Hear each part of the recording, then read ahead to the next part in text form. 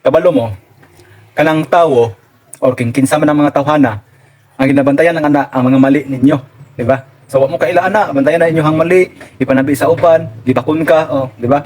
Mao na sila ang inyong mali ra ilang makita tapos ipanabi sa uban. Pero kung mga kamaayo ninyo sa ilaha or kamaayo ninyo nga nabuhat sa ilaha, wala lang, hilom lang. Pero pag magkamali kag isa, mura na erase na tanan ang mga maayong gibuhat nimo, gibuhat nimo sa ilaha. So ana ra gud ang tao. So pag makakita kag mga inganang tao, so mas maayo pa hawa na, tiwalag na ng mga grupuha. Kaya dili na siya maayo sa inyong kinabuhi. Maghatag ra maglabad sa ulo. So kung inana ang mga tao nga makita lang gamayng mali, panabi, daotan na dayon ka. So palayo ang mga tao na. So dito na kasimple ang number 1 mong kampi is pamilya. Order po na madyo pamilya po nga yun ana, di ba? Pero ang importante pamilya nimo na sila. So mo istorya na sila sa tinuod kay kaila na sila sa imuha. So mayong sila ang mo istorya pero kanang mga laing tao nga dili ninyo kaila, mo istorya na yung lain.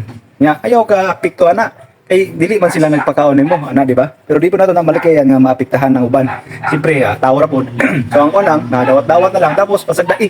Ang importante nga kabalo ka nga wala nimo sila giunsa or gipasagitan. Labi na katong dili nimo kaila, nag-comment lang.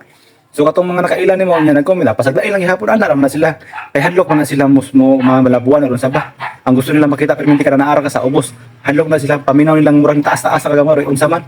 Pero unsa man unsa na lang imong istorya para lang punuhay madaon ka ana. Ay mga padayon. Ana lang, padayon niya ampo ana. Sa Ginoo dili sa Facebook ana ha. So sa mga nagbasa ko sa atong comment sa akong i-comment atong pagampo dili man butanan. Ang uban nga sincere mo pero napjoy uban nga umot lang, sincere ba? Puro lang pangayo pero pag mga normal lang alaw wala man, di ba? So ana lang na padayon na ta sa atong mga gipantahak sa atong kinabuhi, itong trip nato. Kung sa atong trip sa uban pasagdae, kung trip nimo na magbas, sige padayon, di ba? So ana lang ng kinabuhi. So mao ra to ha. So daghang salamat sa mga naglantaw sa akong video.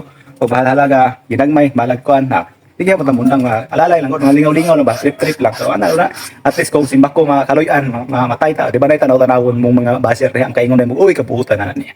Buhutan ka nagwapo ka na yung mga video, di ba? Na ako yung uban mingon, uy wala na lagi ka vlog last na akong lantaw tong kuan 1995 pa nga video. Halata kayo di supporter kay dili updated, di ba? So ana ra na. So okay na problema na.